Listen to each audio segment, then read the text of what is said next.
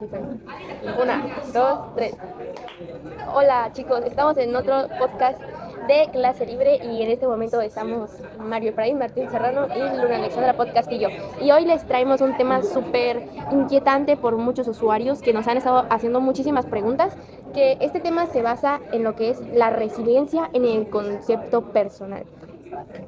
Entonces, vamos a leer a continuación las siguientes preguntas que nos han estado mandando. Son anónimas. En esta edición tuvimos muchas más preguntas en la anterior, creo que nos cumplimos diarios o algo por el estilo, pero pues encontramos y elegimos las más importantes, las que más nos gustaron y las que podemos sacar más info, ¿no? Okay.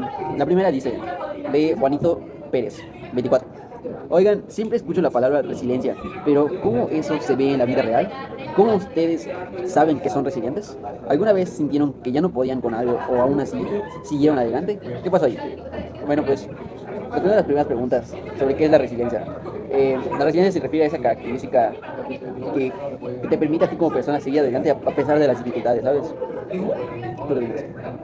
Pues yo creo que ser resiliente es una persona que de verdad se esfuerza mucho a pesar de todas las situaciones personales que tenga en su día a día para el simple hecho de levantarse tras un suceso que pudo haber sido algo traumático. Porque muchas veces estamos pasando por periodos donde somos unas personas, nos sentimos muy tristes, ¿no? E incluso levantarse de nuestra propia cama es el paso más difícil del día y todavía tenemos que hacer muchas cosas más. Entonces, yo creo que una persona resiliente es alguien fuerte que básicamente aprende a adaptarse y a moldearse a las adversidades de la vida. Es precisamente eso, o sea, no te puedes quedar estancado sabiendo que tienes un problema. El problema no se va a ir y tú tienes que seguir adelante y ver cómo solucionarlo si es posible y si no, pues ni modo, seguir adelante. La segunda es, bueno, ¿respondemos más a la otra? Sí. ¿Qué quieres? ¿Qué? ¿Respondemos a la otra o...? A la otra. Vamos a por otra pregunta. La siguiente dice, cuando algo les sale mal, ¿qué es lo primero que hacen? ¿Respiran, lloran, buscan soluciones, se aíslan? ¿Han notado si tienen un estilo de afrontamiento que se repite mucho? ¿Les funciona o a veces les mete en más problemas? ¿Alguna vez tuvieron que cambiar su forma de afrontar las cosas porque la de siempre no les ayudaba? Pues esta es una pregunta bastante personal, pero pues eso vaya mucho de persona en persona. O sea, hay personas que, por ejemplo, tienen un problema y hacen chistes con eso, ¿sabes? O gente que prefiere hablar, que prefiere llorar y luego seguir adelante. Y depende mucho de lo que te funciona a ti. O sea, te puede funcionar hablarlo, te puede funcionar simplemente callarlo, te puede funcionar escribirlo, pero al final de cuentas, cada persona va a afrontarlo de una manera diferente. Y sí, puede variar dependiendo de la situación, pero pues es lo mismo. Con que puedas expresar lo que sientes, ¿sabes? Ya. Pues en mi caso, por ejemplo, yo aplico mucho lo que es el humor que dice Mario, o sea, de que mis traumas, mis chistes, literalmente. Y pues uno comete errores, pasa por situaciones y aprende y al final se vuelven experiencias que ayudan pues, a una persona. Y pues en mi caso, cuando algo me sale mal, la verdad sí soy de que me frustro, sí me enojo. Y si de verdad era algo muy importante, pues la verdad sí me pongo a llorar, pero es algo que, como dice Mario, ya es algo personal de cada persona. Y mientras tú sepas cómo expresarlo, cómo sacarlo y cómo básicamente seguir sin perjudicar pues, a otras personas, pues eso es lo importante y que tú te sientas bien contigo mismo. Sí, exactamente. Y ahorita una pregunta más relacionada con el autocontrol. ¿Cómo le hacen para no explotar cuando están súper estresados? ¿Qué truco personal tienen para calmarse cuando se sienten que están en descontrol? ¿Les ha pasado que que el autocontrol les salvó de un problema? ¿O al revés, que perderlo les empeoró todo? Uy, eso es muy situacional. Pero pues el autocontrol es algo que pues todos tenemos que tener al momento de afrontar un problema. Obviamente, si tienes un problema, no sé, académico con un profe, pongamos tú que el profe se pone muy de malas y te cancela nada. No puedes llevar ese enojo, esa frustración a otro lugar. Tienes que tener ese autocontrol de decir, no, pues está mal esto, pero no voy a estar afectando a mi demás círculo de personas, mi círculo social, o incluso las personas que no conocen. O sea, hay gente que viene enojadas y están manejando y le pitan a alguien. Y ahí ya estás perdiendo el autocontrol de una manera y estás afectando a otras personas que no tienen nada que ver. Estás haciéndolos estás compartiendo ese enojo, haciendo, o sea, lo estás esparciendo.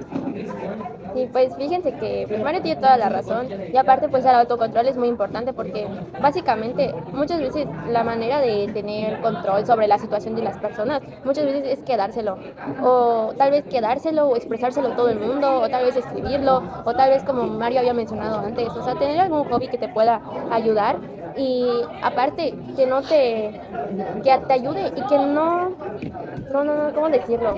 No te ahogues en un vaso con agua, ¿sabes? Porque igual si te quedas todo lo que tú dices, todo lo que tú piensas, perdón, puedes llegar a tener pues muchos problemas. Ahora sí que, si de por sí ya estás, no es que estés mal, sino que hay muchos problemas aquí dentro. Si te los quedas, pues puede llegar a empeorar y podría pues incluso desencadenar algo muy grave, pues que son los trastornos de ansiedad o muchas veces te puedes incluso meter con tu propio físico, con tu cuerpo, y pues ahí es cuando de verdad tienes que aprender a tener un autocontrol. Y por ejemplo, cuando una situación se te sale de las manos, muchas veces lo primero que hacemos es tomar decisiones rápidas y tener como estar en esa desesperación y tener las emociones pues tan sensibles y tomamos decisiones que tal vez en ese momento no sean las más adecuadas. Y también eso también puede perjudicar. También por eso dicen de que nunca tomes, o sea, una decisión si estás triste, si estás enojado, si estás feliz, porque pues todo eso puede, o sea, repercutir en otros aspectos o sea, a corto plazo o a largo plazo. Entonces, también una de las cosas que yo recomiendo, muy aparte de todo esto, para tener autocontrol es respirar, aprender a respirar y, o sea, respirar ya sabemos, ¿no? Pero pues tener técnicas, así como que ir buscando tu propia manera de regular tus emociones.